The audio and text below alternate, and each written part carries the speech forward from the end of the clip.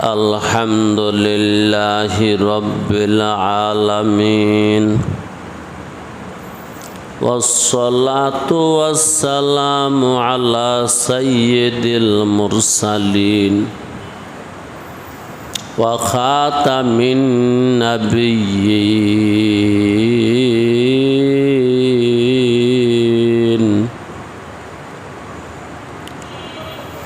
ওয়া আলা আলিহি ওয়া আসহাবিহি আজমাইন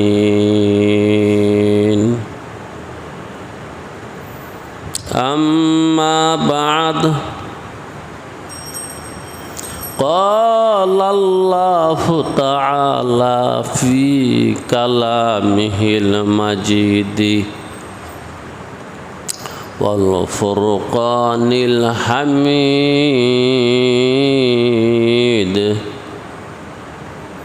إن الله وملائكته يصلون على النبي يا أيها الذين آمنوا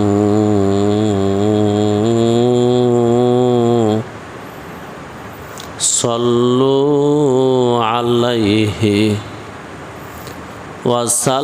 وسلموا تسليما صلى الله على محمد صلى الله عليه وسلم صلى الله على محمد صلى الله عليه वसल्लम। मुझे कुछ मिले या ना मिले, मुहम्मद मिले, यानी वह शय जिससे अल्लाह मिले, बलगल उला बिकमालिही, कशफत दुजा बिजमालिही, हसनत जमीउ खिसालिही, सल्लु अलैहि व आलिहि नफ्स तबसन गश्त इल्ला जिल्ले फिर दामने आ रहबरे रासख्ते गिर ला इलाहा इल्लल्लाह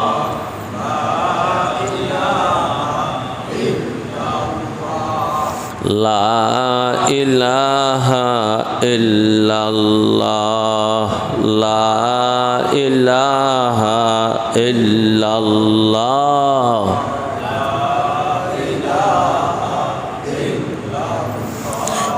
ला इलाहा इल्लल्लाह ला इलाहा इल्लल्लाह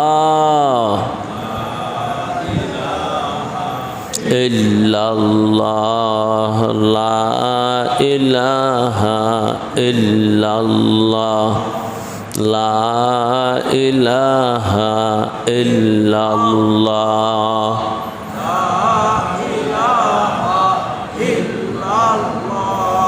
ला इलाहा इल्लल्लाह ला इलाहा ला इलाहा इल्लल्लाह ला इलाहा इल्लल्लाह ला इलाहा इल्लल्लाह।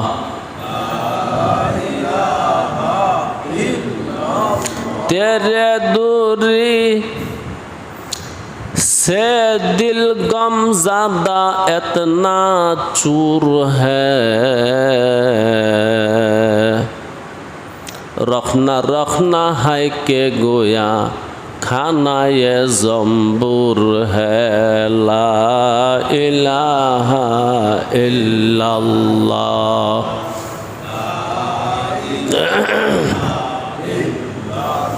ला इलाहा इल्लल्लाह,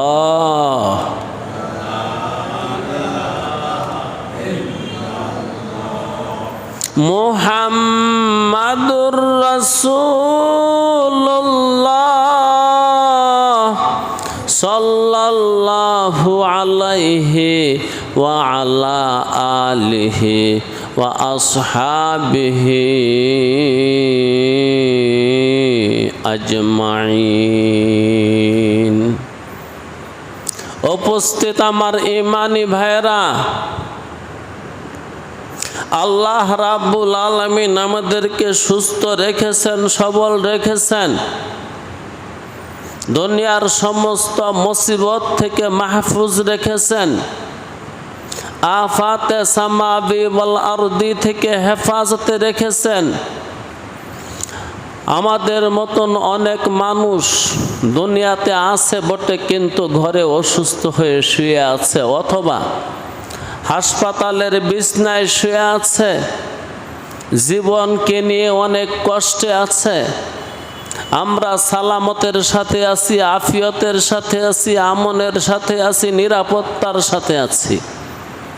তাই আসুন জোরে সুরে মহাব্বতে বুলন্দ আওয়াজে দিল থেকে মনের মণিকোঠা থেকে ভালোবাসার সাথে সিংহ গর্জনে বলিষ্ঠ আওয়াজে আকাশ বাতাস মুখরিত করে প্রাণ ঢেলে মনের উচ্ছ্বাসে একবার বলি আলহামদুলিল্লাহ।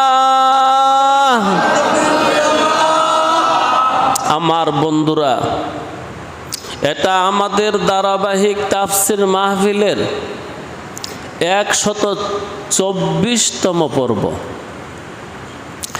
124তম পর্ব।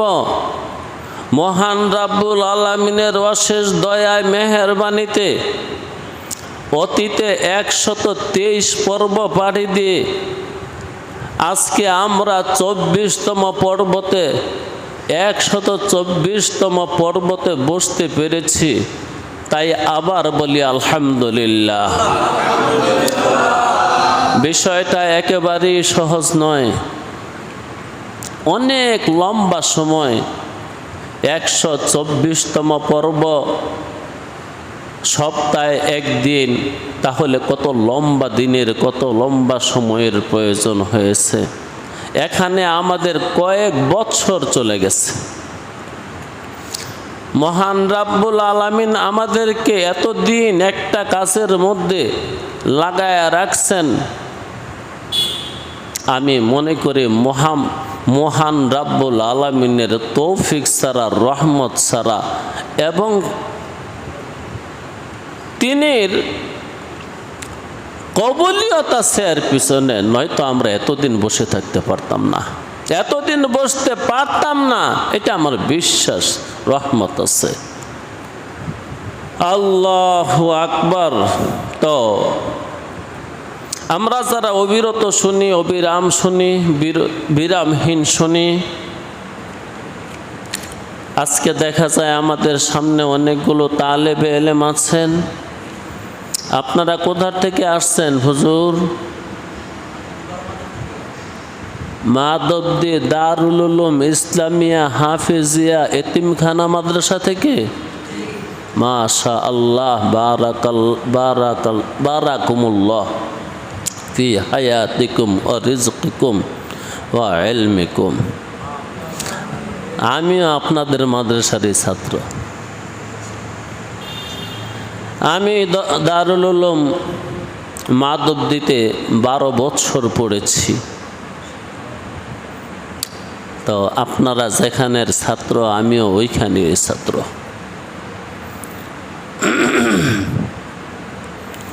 আজকে আমাদের আলোচনা হলো আউযু বিল্লাহি মিনাশ শাইতানির রাজিম বিসমিল্লাহির রহমানির রহিম ইন্নাল্লাযীনা কাফারু সাওয়াউন আলাইহিম আনযারতাহুম আম লাম তুনযিরহুম লা ইউমিনুন খাতামাল্লাহু আলা কুলুবিহিম ওয়া আলা সামঈহিম ওয়া আলা আবসারিহিম গিশাওয়াহ ওয়া লাহুম আযাবুন আযীম। সাদাকাল্লাহুল মাওলানাল আযীম ওয়া সাদাকা রাসূলুহুন নাবিয়্যুল কারীম ওয়া নাহনু আলা যালিকা মিনাশ শাহিদিনা ওয়াশ শাকিরিন। কালামে পাক থেকে দুইটি আয়াত তেলাওয়াত করলাম। এই আয়াত দুইটাকে সামনে রেখে কিছু কথা বলবো, যদি মহান রব আমাকে তৌফিক দেন।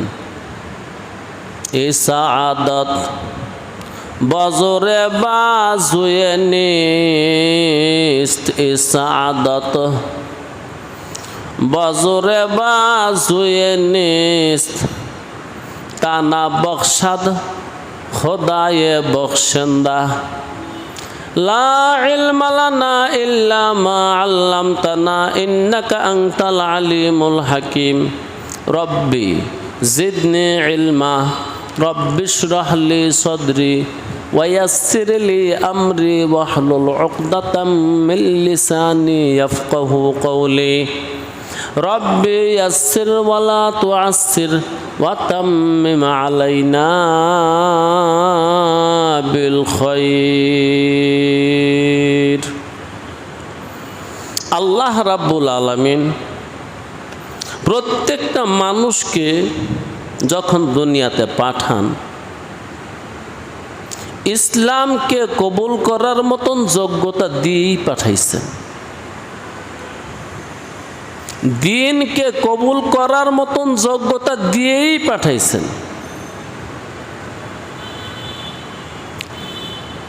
এই যোগ্যতাটাকে অনেকে বহাল রাখছে, অনেকে পুরোপুরি বহাল রাখছে, অনেকে কিছু বহাল রাখছে, আর অনেকে একেবারে নষ্ট করে দিছে। দুনিয়াতে আসার পরে ওই যোগ্যতাটা নিয়ে আসছে, আসার পরে পরিবেশের কারণে, মাহাউলের কারণে কারো যোগ্যতা পুরোপুরি ছিল, কারো যোগ্যতা পুরোপুরি নষ্ট হয়ে গেছে, আর কারো যোগ্যতা কিছু নষ্ট হয়েছে, কিছু আছে। যাদের যোগ্যতা পুরোপুরি আছে, ওরা দ্বীনকে, ইসলামকে, কোরআনকে, রসুলকে পুরোপুরি কবুল করে নিচ্ছে। যাদের যোগ্যতা পুরোপুরি আছে, যে খোদাদাত শক্তি, ফিতরতকে কবুল করার, ইসলামকে কবুল করার যে যোগ্যতা মহান রাব্বুল আলামিন দিয়া পাঠাইছেন, এই কথাটা আরেকটু সহজে বুঝেন। দ্বীনকে কবুল করার যোগ্যতা দিয়ে আমাদেরকে পাঠাইছেন, এর দলিল কি? ইসলামকে কবুল করার যোগ্যতা, কাবিলিয়ত দিয়ে আমাদেরকে পাঠাইছে, এটার দলিল কি? এটার দলিল হলো, যে মানুষটা বালেগ হওয়ার আগে মারা যায়, সে যে কোনো ধর্মের লোক হোক, সে জান্নাতি। আসলে বালেগ হওয়ার আগ পর্যন্ত তার কোনো ধর্ম নাই। যতক্ষণ পর্যন্ত বালেগ হয় নাই ততক্ষণ পর্যন্ত তার কোনো ধর্ম নাই, সে কোনো ধর্মেরই না। হিন্দুর ছেলে, হ্যাঁ, হিন্দুর ঘরে জন্ম নিছে, সে হিন্দু নহে। খ্রিস্টানের ঘরে জন্ম নিছে, ঠিক আছে, সে খ্রিস্টান নয়। ইহুদির ঘরে জন্ম নিছে, বাবারে, সে ইহুদি নয়। মুসলমানের ঘরে জন্ম নিছে, সে মুসলমান নয়। যতদিন পর্যন্ত সে বালেগ না হবে, হ্যাঁ, সবাই মুসলমান। যদি বলেন তো বলেন সবাই মুসলমান। তাই তো বালেগ হওয়ার আগে যদি কারো ইন্তেকাল হয়ে যায়, ওই মানুষটাকে আল্লাহ রাব্বুল আলামিন জান্নাতে দিয়ে দিবেন। তাইলে দ্বীনকে কবুল করার যোগ্যতা দিয়েই আমাকে আল্লাহ পাঠাইছেন। লা ইউকাল্লিফুল্লাহু নাফসান ইল্লা উসাহা। যদি আমাদের মধ্যে দ্বীন কবুল করার কোনো মাদ্দা না থাকতো, যোগ্যতা না থাকতো, তাহলে আল্লাহ আমাদের কাছে দ্বীন পাঠাইতেন না। কারণ যার মধ্যে যেই যোগ্যতা নাই, আল্লাহ তাকে ওই কাজের হুকুম করে না। যার মধ্যে যেই কাজের শক্তি নাই, আল্লাহ তাকে যদি ওই কাজের হুকুম করেন, তাহলে ফলাফল বের হয় আল্লাহ জালেম। আল্লাহ জালেম না, আল্লাহ রহমান রহিম। বজুর বলতে পারেন তিনি মুনসিফ, তিনি ইনসাফ করনেওয়ালা। তবে তিনি ইনসাফ একদিনই শুধু করবেন, সেটা হলো বিচারের দিন, যেদিন তিনি মালিকি ইয়াউমিদ্দিন। ওই দিন তিনি শুধু মুনসিফ হবেন, ইনসাফ করবেন, জুলুম করবেন না বিন্দু মাত্র কারো উপর। এই ইনসাফের ঠেলাটুকু লইবার শক্তি কারো থাকবে না। ইনসাফ করবে, ন্যায় বিচার করবে। আপনারা কি মনে করেন কিয়ামতের মাঠে আল্লাহ জুলুম করবে? কি করবেন? যার যার পাওনাটা নিয়ে যাও, তোমার পাওনা তুমি নাও, এটাই তো ইনসাফ। এইটুকু বিষয় সহ্য করে আমরা পরিত্রাণ পাইবার মতন ক্ষমতা কেউ রাখি না, আম্বিয়াদেরকে ছাড়া কেউ না। মালিক যদি ইনসাফ করে, মিয়া আজকের রাত্রের খাবার আমি পাও না। বিশ্বাস হয় না? মালিক যদি ইনসাফ করেন, রাজ্জাক যদি ইনসাফ করেন, তাহলে এখন যে বসে আছি সুস্থ, এই সুস্থটা থাকার কথা না।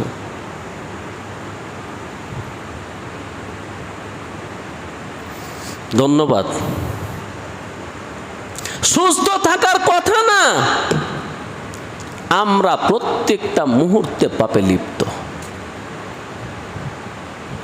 এমন কোন মুহূর্ত নাই যে মুহূর্তে পাপ করি না। হার ঘড়ি আমরা পাপে লিপ্ত। এই জন্যে তিনি যদি এখন আমাদের উপর আযাব ঢেলে দেন, গজব ঢেলে দেন, এটা তার জুলুম হবে না রে ভাই, এটা তার ইনসাফ হবে, এটা তার ন্যায় বিচার হবে। তার যদি এই মুহূর্তে আমাদের উপর আযাব দিয়ে দেয়, তো বলতেছিলাম আল্লাহ একদিন ইনসাফ করবেন, সেটা কিয়ামতের মাঠে। এই ইনসাফটুকু সহ্য করে সেই ইনসাফের প্রতিদান নিয়ে কেউ জান্নাতি হবে আম্বিয়াদেরকে ছাড়া আর কারো দ্বারা সম্ভব না।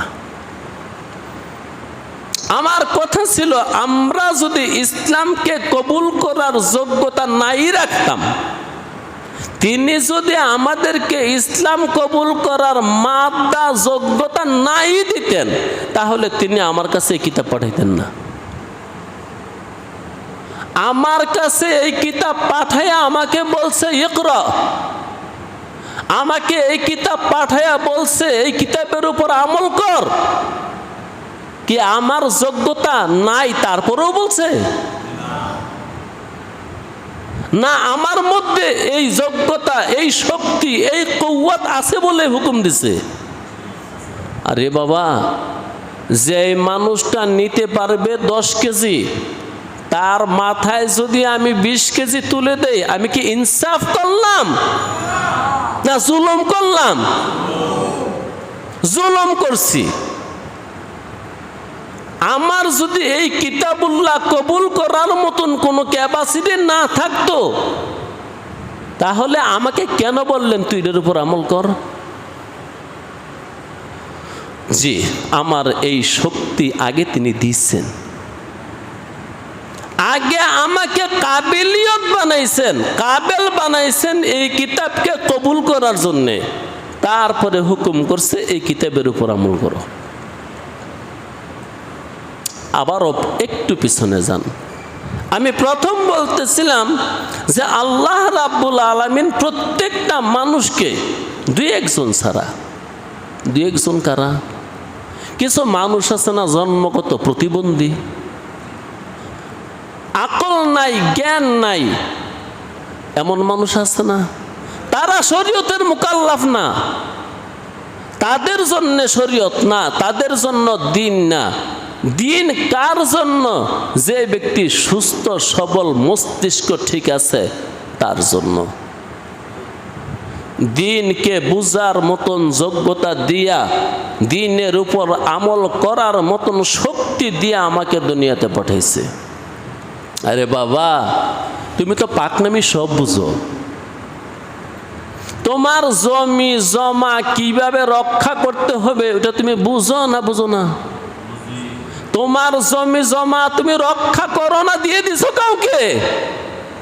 দিয়ে দিছ? 1 ইঞ্চিও না। হ্যাঁ, পকেটের পয়সা কি কাউকে দিয়ে দিছ? না। জি, যেহেতু তোমার আকল ঠিক আছে এই জন্য তোমার জমি কাউকে দেও না, তোমার আকল ঠিক আছে এই জন্য তোমার পকেটের পয়সা কাউকে দেও না। এই জন্যই তো আল্লাহ রাব্বুল আলামিন তোমার উপর বিধান দিছে। তোর আকল যেহেতু আছে, দিমাগ ঠিক আছে, বুদ্ধি ঠিক আছে, বিবেচনা ঠিক আছে, তাহলে এটা কবুল কর। কারণ খোদাওয়ান্দে কুদ্দুসের হুকুম কি আকলের ভিতরে না বাহিরে? আর আকলের ভিতরে, দিমাগের ভিতরে। সেই যোগ্যতাটা কেউ তো একেবারে নষ্ট করে দিছে। ওই খোদার দেওয়া শক্তিটাকে কেউ তো একবারে বিনষ্ট করছে। এটা কিন্তু করছে বালেগ হওয়ার পরে, বালেগ হওয়ার আগে নষ্ট হয় নাই। বালেগ হওয়ার আগে কি করছে না করছে এগুলা কর্তব্য নহে। যোগ্যতা যার নষ্ট হয়েছে বালেগ হওয়ার পরে নষ্ট হয়েছে। যোগ্যতা যার কিছু নষ্ট হয়েছে, এটা বালেগ হওয়ার পরে সে কিছু নষ্ট করছে। আলহামদুলিল্লাহ, কোটির মধ্যে গুটি কয়েক মানুষ আছে যাদের যোগ্যতা পুরোপুরি ঠিক আছে। যারা বড় বড় আলেম হয়, আলেমে হক্কানি, রব্বানি, মাহবুবে সুবহানি, দুনিয়ার জমিনে এমন কেউ আছে না? নাই। দুনিয়া খালি হয়ে গেছে না? আছে। ওই তারাই তাদের যোগ্যতাটা ঠিক রাখছে। এবার কথা হলো, যোগ্যতা ঠিক রাখে কেমনে? মালিকের দেওয়া, রবের দেওয়া এই ম্যাগনেট কেমনে ঠিক রাখে? ঠিক রাখার পদ্ধতি হলো পাপের কাছে না যাওয়া। যে মানুষটা পাপ যত বেশি করে, যে মানুষটা পাপের যত কাছে যায়, বস পাপের তাপে আল্লাহর দেওয়া ওই ম্যাগনেটটা তার নষ্ট হয়ে যায়। আগুনের তাপে না, কিন্তু রোদের তাপে না, শীতের কারণে না, পাপের কারণে আল্লাহ রাব্বুল আলামিনের দেওয়া যে একটা সলিকা, যোগ্যতা, ইসলামকে কবুল করার একটা ম্যাগনেট, ওইটা কিসের দ্বারা নষ্ট হয়? হ্যাঁ, এই জন্য পাপ থেকে যারা দূরে রয়েছে তাদের যোগ্যতা ঠিক আছে। আর যাদের মা বাবা, এখানে মা বাবার ভূমিকাটা বিশাল। যাদের মা বাবা তার বাচ্চাকে বালেগ হওয়ার আগের থেকেই চেষ্টা করছে দিনদার বানানোর জন্যে, এবং বালেগ হওয়ার পরে খুব কঠিন চাপের মধ্যে রাখছে, পাপ করতে পারবি না, ওই তাদের যোগ্যতাটাই ঠিক রয়েছে। এখানে মা বাবার বিশাল একটা ভূমিকা আছে। তাই রসুল বলছেন, যারা ইহুদি হয়েছে তার মা বাবায় তারা ইহুদি বানাইছে। যে মানুষটা খ্রিস্টান হয়েছে তার মা বাবা তারে খ্রিস্টান বানাইছে। যে মানুষটা বৌদ্ধ হয়েছে তার মা বাবা তারে বৌদ্ধ বানাইছে। যে মানুষটা মূর্তি পূজক হয়েছে তার মা বাবা তাকে মূর্তি পূজারী বানাইছে, শিখাইছে এটা কর। জি, তো আল্লাহ ইসলামকে কবুল করার যে যোগ্যতাটা দিয়েছেন, কেউ তো পাপ করতে করতে একদম নষ্ট করে ফেলছে, এটাকে জিরোর কোঠায় না, বরং জিরোর পরে মাইনাস বানাই লিছে। আর কেউ মা বাবার তালিমের কারণে হোক, উস্তাদের তালিমের কারণে হোক, শায়খ মুর্শিদের নজরের কারণে হোক, তার সেই ম্যাগনেটটা ঠিক মতন আছে, যোগ্যতা ঠিক আছে। আর কারোটা কিছু নষ্ট হয়েছে, কিছু ঠিক আছে। এই দুনিয়ার মানুষগুলো তিন ভাগে বিভক্ত হয়ে গেছে। কেউ তো ইসলামকে ইন টোটাল ছাড়ছে, কেউ কিছু কিছু রাখছে, আর কুটিতে গুটি কয়েক মানুষ ইসলামকে পরিপূর্ণ মানার চেষ্টা করতেছে তার সর্বস্ব দিয়া। তাদের সংখ্যা কম, তাদের সংখ্যা নেহায়াত কম, তাদের সংখ্যা অত্যন্তই কম। তো আমি যে আয়াত পড়ছি, এই কথাগুলোর কি মিল শোনেন।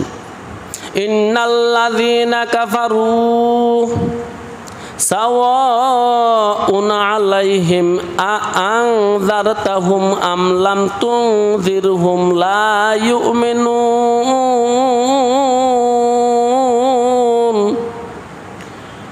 যারা কুফরি করেছে, আল্লাযীনা কাফারু, এখানে সমস্ত কাফেররা মুরাদ না, কিছু কিছু কাফের মুরাদ।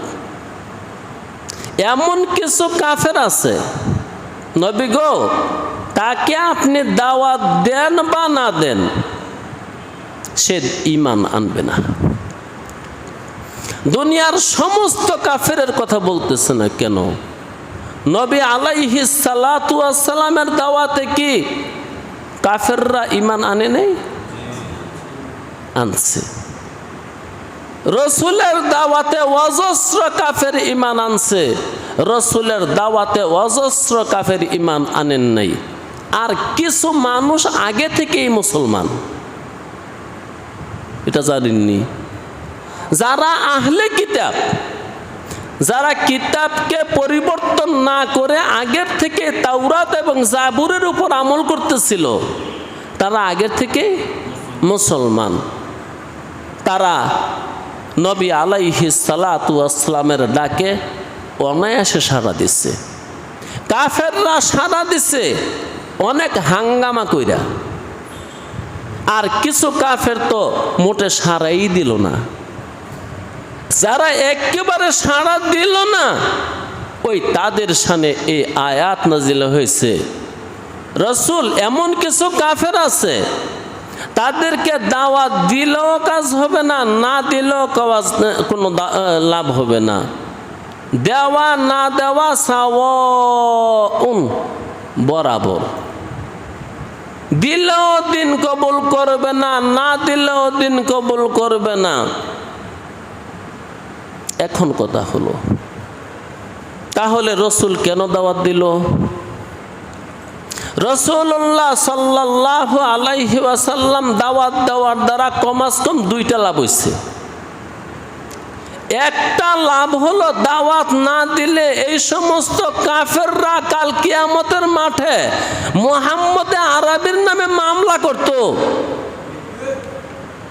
হে আল্লাহ, আমাদের কাছে কোনো নবী আসে নাই, দাওয়াত দেয় নাই, আমরা দাওয়াত পাই নাই, আমাদেরকে কেউ বুঝায় নাই, তাই আমরা বুঝি নাই।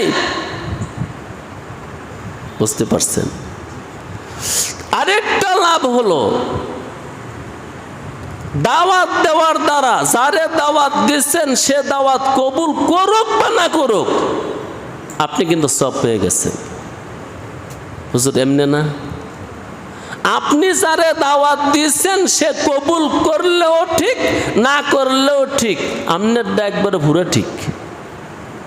এই যে হুজুররা আসছে, আমার মনে হয় দাওয়াতের কাজে আসছে। দাওয়াতের কাজে না? জি। এই কওমের মানুষ, এই দেশের মানুষ কিয়ামতের মাঠে আল্লাহ যেদিন হাকিম হয়ে এজলাসে বসবেন, এ দেশের মানুষ খোদার দরবারে মামলা করবে এ দেশের আলেমদের নামে। আল্লাহ,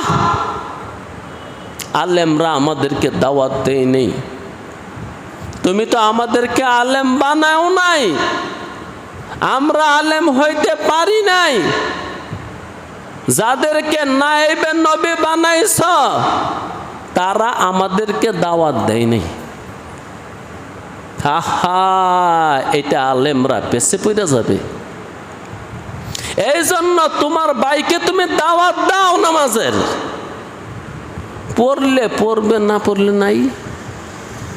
পড়লেও তোমার লাভ, না পড়লেও তোমার লাভ। ও মিয়া, তোমার দাওয়াতে যদি সে নামাজ পড়ে সে যতগুলো সওয়াব পাইব, তুমি একলা কি এতগুলো পাইতা না? তোমার নাম, তার নামাজের সওয়াব একটুও কমবে না। তুমি যারে বুঝাইয়া শোনায়া মুসল্লি বানাইয়া দিলা, ওই মানুষটা যদি 50 বছর নামাজ পড়ে, 50 বছরের নামাজে তার যতগুলা সওয়াব হয়েছে, তুমি যে তারে বাপ ডেকা, বাই ডেকা, হাতে দইরা, পায়ে দইরা দিনদার বানাইয়া দিলা, তুমি কিন্তু এতগুলা সওয়াব হইবে। একবারও সুবহানাল্লাহ কইতেন না? এত সুন্দর কথা। বাইরে এই সমাজে বৈশা বৈশা আমি দুনিয়ার সব সাইডে দিয়া কেন সমাজ নিয়ে ব্যস্ত? বাবা রে, খালি কাল কিয়ামতের মাঠে বাঁচার জন্যে। কাল কিয়ামতের মাঠে আমার নামে মামলা হবে, এই গ্রামবাসী কমাস কম মামলা করবে। আল্লাহ, আমাদের গ্রামে নজরুল ফকির নামে এক লোক আছিল, দেখতাম সারাদিন এই কিতাব পড়তো, কিন্তু আমগর কিছু বুঝাই টুজাই নেই। বাইরে দুনিয়াতে আর মিশা কথা কয় গা কোস? মিশা কথার দিন হইল কিয়ামতের মাঠে। হুজুর মিশা কথা কিয়ামতের মাঠে বলবে না? ও মা গো, মিশা কথার দিন হইতো কিয়ামতের মাঠ। এই জাহান্নাম দেখার পরে বাঁচার জন্য কত রঙে মিশা কথা বলবে। হায় হায় আল্লাহ, এই জন্য রে ভাই, আলেমদের নামে মামলা হবে, তাই তো তারা আসছে আপনাদেরকে দাওয়াত দিবার জন্যে। এই যে মাদ্রাসায় বসে বসে আলেমরা দিন শিখতেছে, শিখাইতেছে, তাদের নামে আওয়াম যারা, পাবলিক যারা, তারা মামলা করবে। যার ঠিকানা হয়ে যাবে জাহান্নাম, সে বাঁচার জন্য কত পায় তারা করবে, কত চাতুরি চালাকি করবে, কত মিথ্যা কথা বলবে। আয় আল্লাহ, মাধবদী দারুল উলুম এত বড় মাদ্রাসা আছিল, ওইখানে এত বড় বড় বড় মুহাদ্দিস মুফতি আছিল, শাইখুল হাদিস আছিল, আল্লামা আছিল, তারা একদিনও আমার বাড়িতে এসে বলে নাই নামাজের কথা, দিনের কথা বলে নাই। জি ভাই, আল্লাহ যারা এলেম দিছে তারে ছাইরা দিবে না। আল্লাহ ছাইরা দিবে না। কারণ তোমারে কি দিছে বুঝনি, তোমাকে নাইবে নবী বানাই দিছে। নবী আর দুনিয়াতে আসবে না, রসুল আর দুনিয়াতে আসবে না। তুমি যেহেতু কোরআন পড়তে পারছো, বুঝতে পারছো, তুমি নাইবে নবী, নবীর জায়গার মধ্যে বসা ওই টাকা জমাইবার জন্যে আর বাড়ি বানাইবার জন্য তোমাকে আল্লাহ এলেম দেয় নাই। তোমাকে আল্লাহ এলেম দিছে, নবী আর আসবে না, এখন উম্মতের দুয়ারে দুয়ারে ঘুরার জন্য তোমাকে এলেম দিছে। বুঝতে হবে, বুঝতে হবে। আল্লাহু আকবার। আলেমদের কাজ ভাই ব্যবসা করা না, আলেমদের কাজ বাণিজ্য করা না। আলেমদের সবচেয়ে বড় ব্যবসা এইটাই, মানুষের দুয়ারে দুয়ারে যাইয়া তাদেরকে দিন বুঝাইয়া দেওয়া, তাদেরকে কালিমায়ে তৈয়্যিবা কমাস কম পড়াইয়া দেওয়া। কারণ যে ব্যক্তি কমাস কম কালিমায়ে তৈয়্যিবা দিল থেকে পড়ে নিয়েছে, সে আযাবে মুখাল্লাদ থেকে বেঁচে গেছে। আল্লাহু আকবার। এই জন্য আলেমের কাজ ব্যবসা করা না। যদি আমার কথা বিশ্বাস না হয়, তুমি রসুলের দিকে চাইয়া দেখো। রসুল রেসালত পাওয়ার পরে, দ্বীনের দায়িত্ব পাওয়ার পরে, তাবলীগের হুকুম পাওয়ার পরে কি ব্যবসা করছিল হুজুর? না, কিচ্ছু করে নাই। 24 ঘন্টা মানুষের পিছনে পিছনে ঘুরতেছে। হয়তো এক সময় দাওয়াত দিছে, দাওয়াতে কাজ হয় নাই, যুদ্ধ করছে, আর সর্বক্ষণ তালিমে মশগুল, সর্বসময় তালিমে মশগুল, সর্বসময় তালিমে মশগুল। এই জন্য আল্লাহ যাদেরকে এলেম দিছে তাদেরকে সবচেয়ে বড় দয়া করছে। এই দুনিয়ার মধ্যে সবচেয়ে বড় নেয়ামত কে পাইছে হুজুর? আল্লাহু আকবার। আপনারা সবচেয়ে বড় নেয়ামত কি পাওয়ার লোমলাই পাইছে? একটু কথা কন। আপনারা বড় হুজুর দিকে দুইটা কথা বলে কি ইজ্জত যাইব গা? যাকে আল্লাহ 1000 কোটি টাকার মালিক বানায় দিছে, আর যাকে আল্লাহ রাব্বুল আলামিন কাফিয়া, শরহে জামি, শরহে বেকায়ার মতন কিতাব পড়ার সুযোগ দিছে, বলেন তো কারে বড়টা দিছে? একটু কর নামি, আপনি কি একটু গন? আল্লাহু আকবার।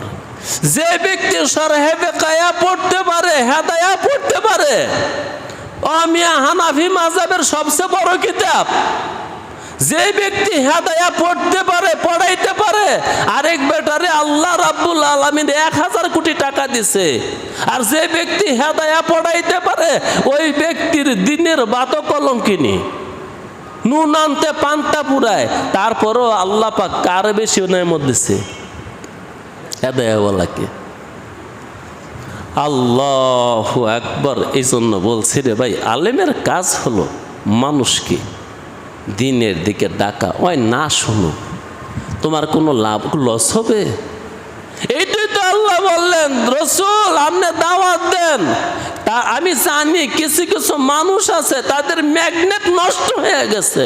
ইন্নাল্লাযীনা কাফারু, আল্লাযীনা কাফারু, এই আল্লাযীনা এটা ইস্তিগরাকের জন্য না, তাবঈজের জন্য। বাজ কাফের আছে, তাদেরকে দাওয়াত দিলেও কাজ হবে না, কিন্তু তারপরও দিয়ে দেন। না দিলে আপনার নামে মিছে মিছে মামলা করবে। সে কবুল করুক আর না করুক, আপনার দাওয়াত আপনি দিয়ে দেন, আর দাওয়াত দেওয়ার দ্বারা সে কবুল না করলো, আপনার মায়ের আমি একটু কম দিতাম না, আপনাকে বিনিময়ে আমি একটুও কম দিতাম না। এই জন্য যে আলেমরা মানুষকে ওয়াজ করতেছে, পড়াইতেছে, তাবলিগ করতেছে, নসিহত করতেছে, আম গাছের তলে, জাম গাছের তলে, বাঁশের জারের তলে একটু ছায়ার মধ্যে একজন মানুষ পাইছে, তারে একটা হাদিস শোনাই দিছে, তারে একটা শরীয়তের মাসলা শোনাই দিছে, তার মধ্যে একটা ভুল দেখছে, তারে নরম ভাষায় বুঝাই দিছে, ভাই আপনি কেন হাঁটুর উপরে কাপড় তুললেন? আপনি তো মুসলমান, হাঁটুর উপরে কাপড় তোলা ফরজ। ভাই আপনি এইভাবে কেন চুল কাটলেন? এইভাবে তো চুল কাটা হারাম। ভাই এইরকম জামাটা কেন পরলেন? এরকম জামা পরা তো শরীয়তে হারাম। ভাই আপনি কেন সুদ খান? সুদ খাওয়া তো ইসলামে হারাম। ভাই আপনি কেন সুদ দেন? সুদ দেওয়া তো ইসলামে হারাম। ভাই আপনি কেন ঘুষ খান? ঘুষ খাওয়া তো ইসলামে হারাম। ভাই আপনি দুনিয়ার স্বার্থে কেন ঘুষ দেন? ঘুষ দেওয়া তো হারাম। এই ছোট্ট করে বাঁশতলা গাছতলা বৈশা যে বুঝাই দিছে, বুঝাই দেওয়ার কারণে তার সওয়াব একটু কম হবে না, সে মানব আর না মানব। আল্লাহ, তাই আল্লাহ বলতেছেন ইন্নাল্লাযীনা কাফারু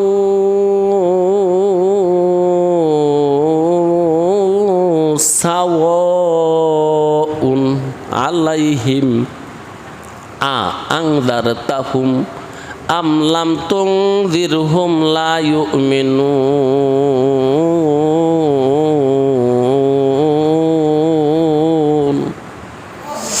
আছে কিছু মানুষ, তাদের যোগ্যতা, কাজী বাইজুবি রহমাতুল্লাহি আলাইহি এই আয়াতের তাফসিরের মধ্যে লেখছেন, আতফা আনিবরানা মুকাদ্দমার মধ্যে লেখছেন, কিছু মানুষ আতফা আনিবরাসাহু, নিবরাস মানে বাতি, আল্লাহ দেওয়া প্রদীপ সে নিবায়া ফেলাইছে ফুক দিয়া।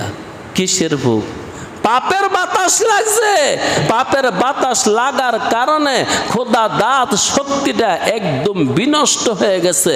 বিনষ্ট হওয়ার কারণে রাসূলুল্লাহর দাওয়াতে সে মাথা তুলে একবারও তাকায়া শুনতেও রাজি না মুহাম্মদ কি বলে। এইরকম পাগলের দল রাসূলুল্লাহর জমানায় শুধু ছিল না ভাইজান, এই জমানায়ও আছে, এখনো রাজি নয়। মৌলবীরা কি বলে, মোল্লারা কি বলে, মুন্সিরা কি বলে, ইমামরা কি বলে, খতিবরা কি বলে একটু কমাস কম শুনি, শুনতেও রাজি না। তাদের কলব একবারে নষ্ট হয়ে গেছে, তাদের যোগ্যতা একবারে পচে গেছে, বিনাশ হয়ে গেছে, বাতিল হয়ে গেছে। আবার কিছু কিছু মানুষ কিছু কিছু শুনে, কিছু কিছু মানে, কিছু কিছু শুনে, কিছু কিছু মানে, বোঝা গেল তাদের কলবটা কিছু কিছু ভালো আছে আর কিছু কিছু নষ্ট হয়ে গেছে। আর কিছু মানুষ আছে দ্বীনকে পুরোপুরি কবুল করছে, তাদের কলব একদম পরিপূর্ণ ঠিক আছে। এখন কথা হলো, রসুল যে দাওয়াত দিল ওই সমস্ত কাফেরদেরকে যারা দ্বীন কবুল করবে না, তাদের ব্যাপারে কি আল্লাহর এলেম আছে না নাই? দাওয়াত কে কবুল করবে, কে কবুল করবে না, এই এলেম কি আল্লাহর আছে না নাই? তারপরও আল্লাহ এই কথা বলে নাই, রসুল আপনি বুঝা বুঝা দাওয়াত দেন, আমি লিস্ট দিয়ে দিই, ওর বাড়ি যায়েন, ওর বাড়ি যায়েন না, ওরে দাওয়াত দিয়েন, ওরে দাওয়াত দিয়েন না, এমন লিস্ট দিছে না। আপনি সবাইকে দাওয়াত দেন। যেই কারণে যখন আয়াত নাজিল হয়েছে আনজির আশিরাতাকাল আকরাবিন, ও মুহাম্মদ তোমার নিকটাত্মীয়কে দাওয়াত দাও। মুহাম্মদুর রাসূলুল্লাহ মক্কার কাছে এক পাহাড়ের উপরে উঠা তার বংশের প্রত্যেকটা মানুষকে নাম ধরে ডাকলেন, আসেন, আসো তোমরা আসো, নাম ধরে ধরে ডাকছে। এমনকি নিজের মেয়ে ফাতেমাকেও ডাক দিছে, ইয়া ফাতেমা বিনতে মুহাম্মদ তাআল।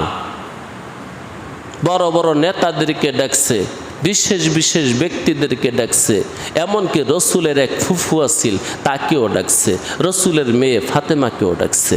সবাই জড়ো হলো, তখন তাদেরকে দাওয়াত দেওয়া হলো। ওইটা লম্বা কথা, ওই দিকে গেলাম না। এমন একটা ছোট্ট কথা আছে, রাসূলুল্লাহ যেদিনকে দাওয়াতটা প্রথম শুরু করে, রাসূলুল্লাহ যেই দিনকা প্রথম দাওয়াতটা শুরু করছিল খাওয়াইয়া। কেমনে? খাওয়াইয়া। নবী আলাইহিস সালাতু ওয়াস সালাম একটা বকরি জবাই দিছিল, আর কিছু রুটি বানাইছিল। যতগুলা মানুষ হাজির হয়েছে আগে খাওয়াইছে, খাওয়াইয়া দাওয়াইয়া তারপরে রসুল তাদেরকে বলল, তোমরা কি আমারে বিশ্বাস করো? হ্যাঁ মুহাম্মদ, তুমি তো আল আমিন, তোমার বয়স 40 হয়ে গেছে, আমরা যারা বয়সে তোমার চেয়ে বড় আছি, তোমার জন্মের পরে তুমি একটা মিথ্যা কথা বলছো, এটা আমরা শুনিও নাই দেখিও নাই। সুবহানাল্লাহ। বাইরে এমন একটা মানুষ বইলে গেছে জাহান্নাম আছে। আল্লাহু আকবার। এমন একটা মানুষ বলছে কবরে আযাব হবে, এমন একটা মানুষে বলছে পরকাল আছে। যে মানুষটার জিন্দেগিতে একজন না দুইজন না, বাইরে 6.5 লক্ষ মানুষ পাওয়া যায় ইতিহাসে মুহাম্মদের জীবন রচনা করছে।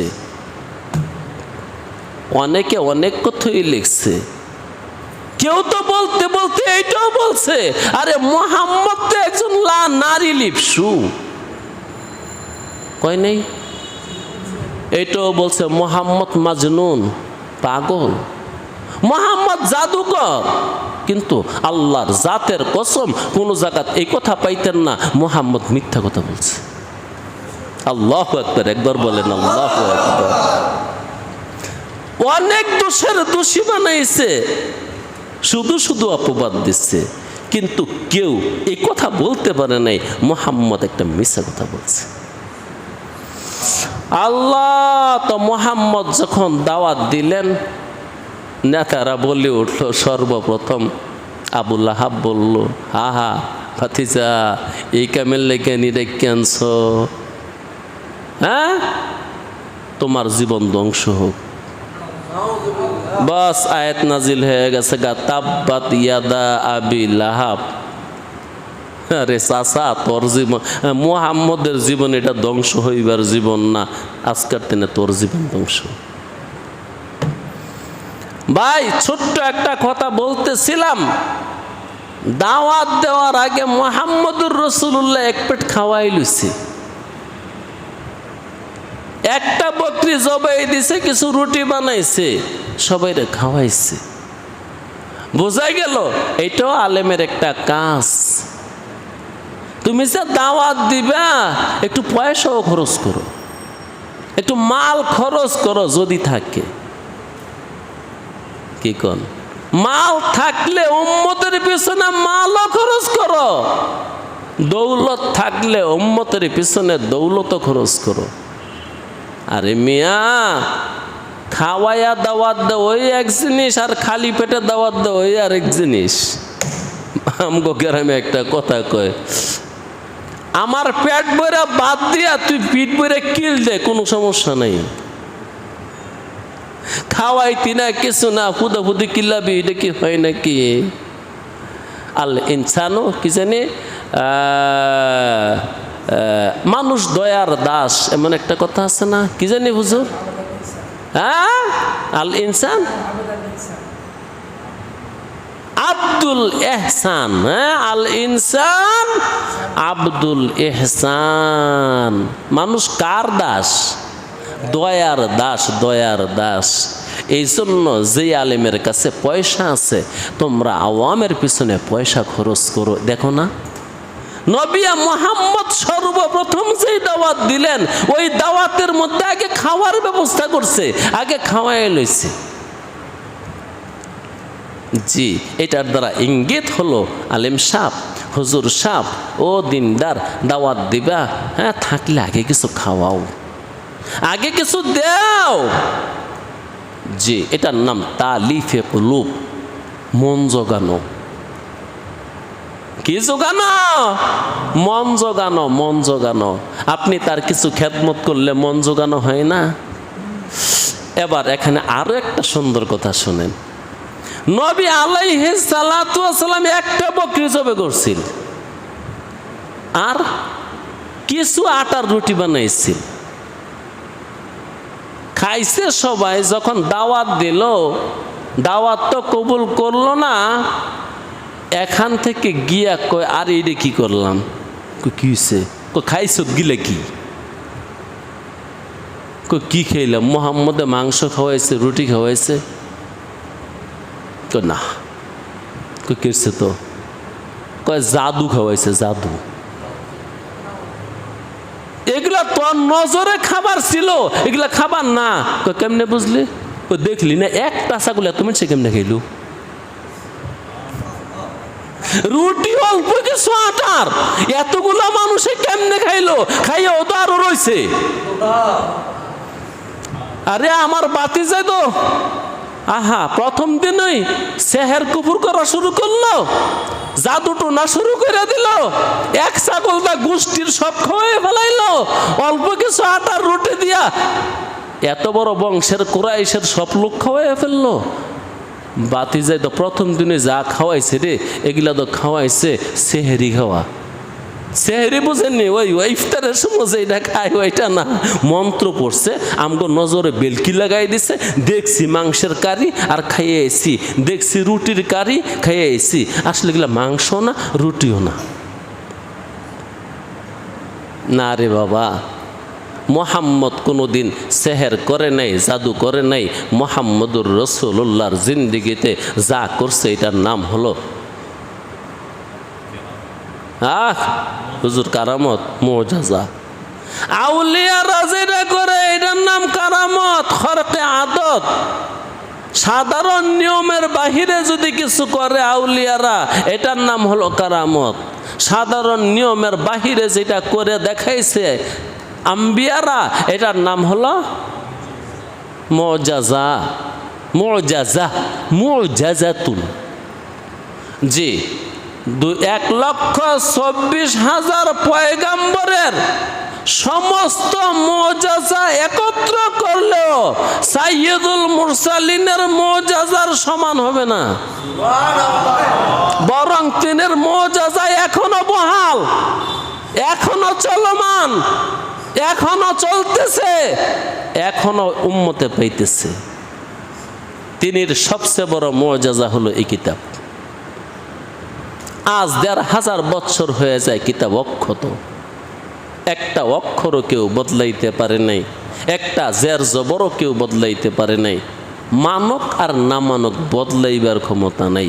প্রয়োজন হইলে অর্থ বদলাইয়া লয় কেউ। 73 ফেরকার মধ্যে কোন দলের দলিল কোরআন না?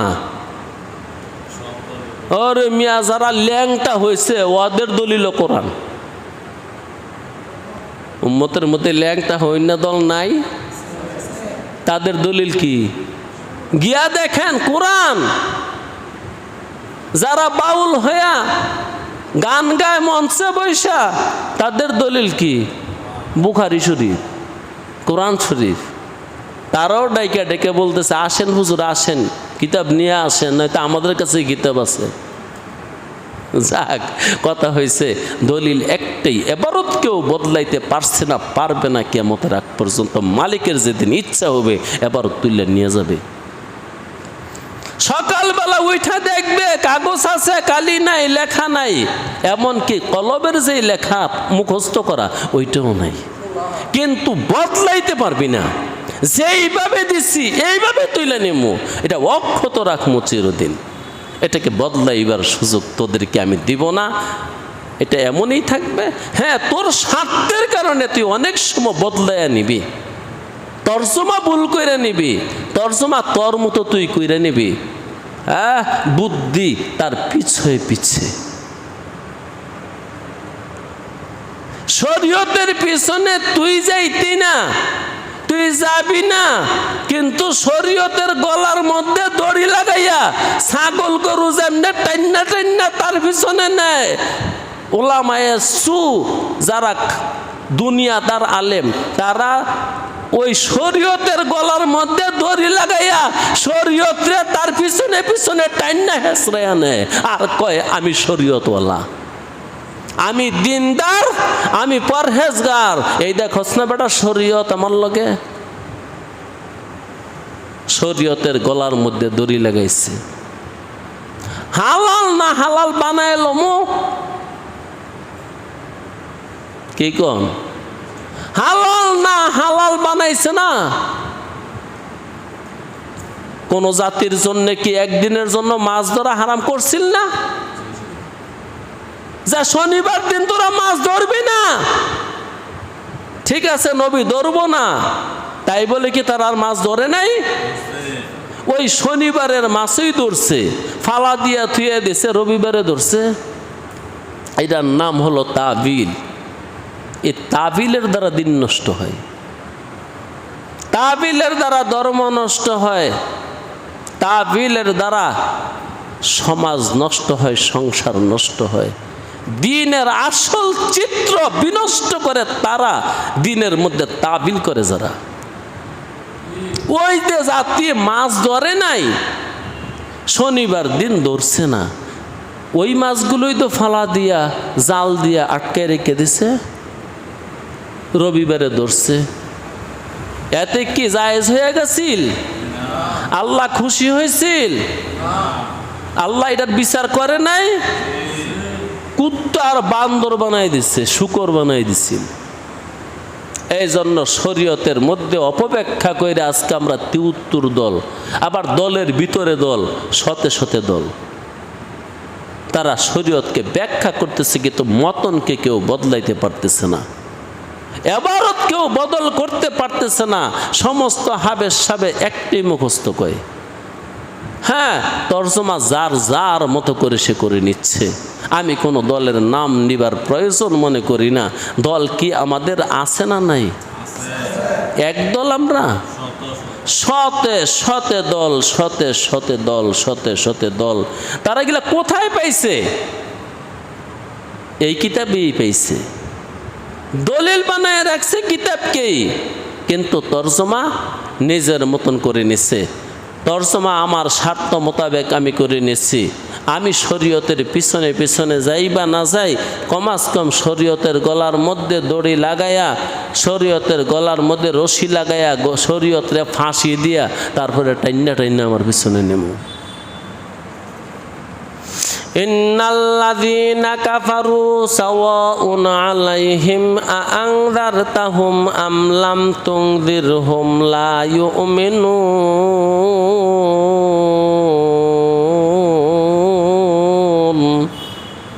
অবশ্যই নবী, কিছু কাফের আছে, তর্জমা এইভাবে করতে হবে, অবশ্যই এমন কিছু কাফের আছে, তাদেরকে আপনি ডর দেখান বা না দেখান, তাদেরকে দাওয়াত দেন বা না দেন, তারা দিন কবুল করবে না।